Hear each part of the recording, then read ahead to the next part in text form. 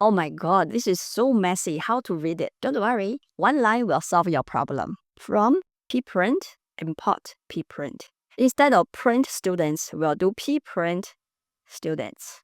Ta-da! Now it's nicely formatted. We can also choose to save the data in a file with a nice format. To do that, we need to import pformat. Let's map the Google Drive.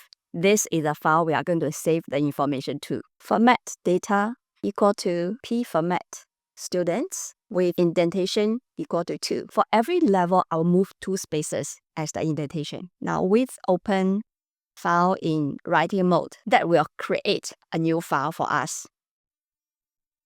Run this code. Allow Google Colab to access our Google Drive.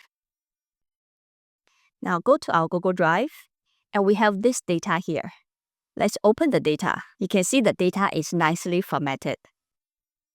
We can also control how wide we want the output to be.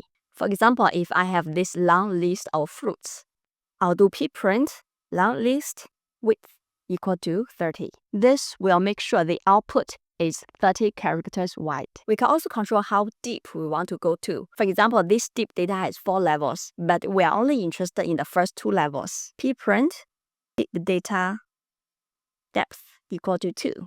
It will only print level 1 and level 2 for us. Subscribe to this channel for more coding tips. Happy coding! What other topics are you interested to learn? Drop a comment below. I might make a video for you.